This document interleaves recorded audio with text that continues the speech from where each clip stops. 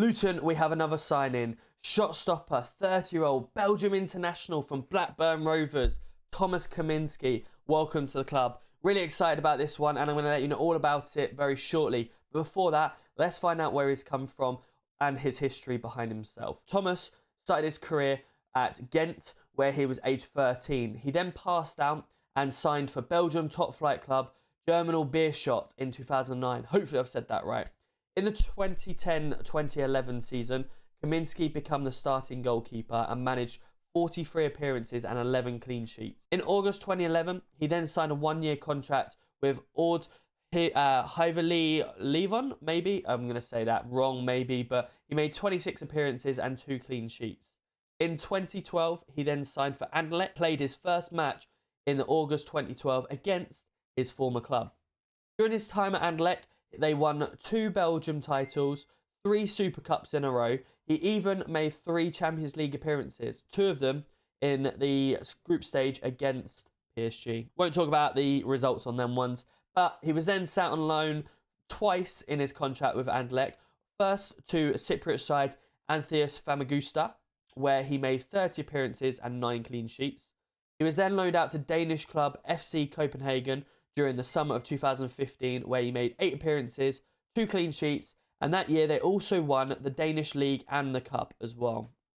He was then purchased by Belgium First Division side Kortrijk, where he made 89 appearances and 19 clean sheets. Belgium side Ghent then purchased him in 2019, where he made 67 appearances for them, keeping 15 clean sheets. He was then quickly snapped up by Blackburn Rovers in the Championship for an undisclosed fee on a 2-year contract with the chance of adding a further year.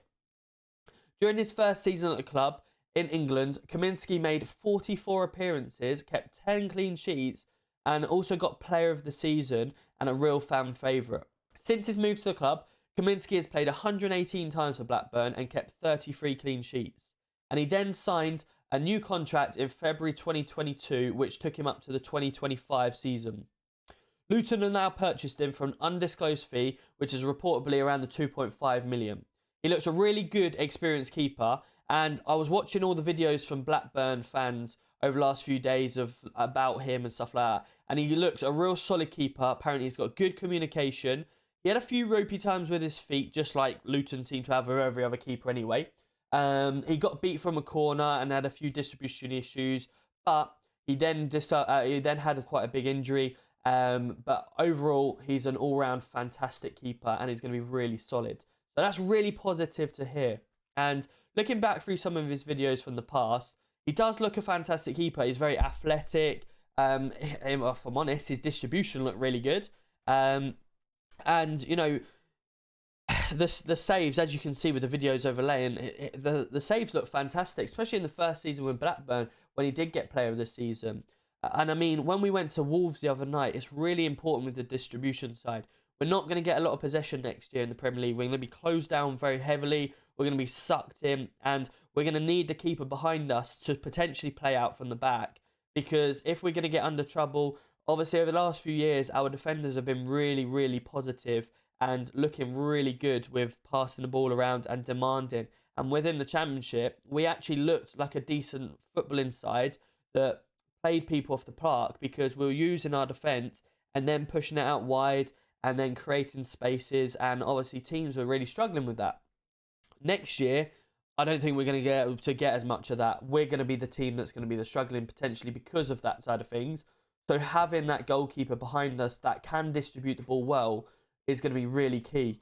Especially, as I say, the first half of Wolves with Matt Macy, he got the ball and he was just sort of instantly trying to kick it away, and he ended up kicking it out. He kicked it to them. His goal kicks weren't even making it to us. It was going to them.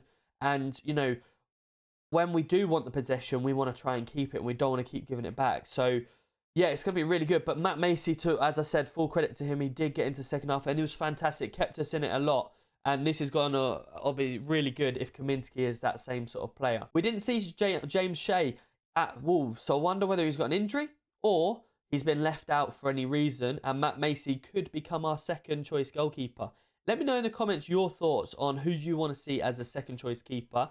Going back to Kaminsky, he's a fantastic, as you can see through throughout. We had Sluga, who was a brilliant shot stopper, but he wasn't as good distribution. We had Shea, who's a really good distributor. He was making some really good saves as well. But Kaminsky seems like an all-round player.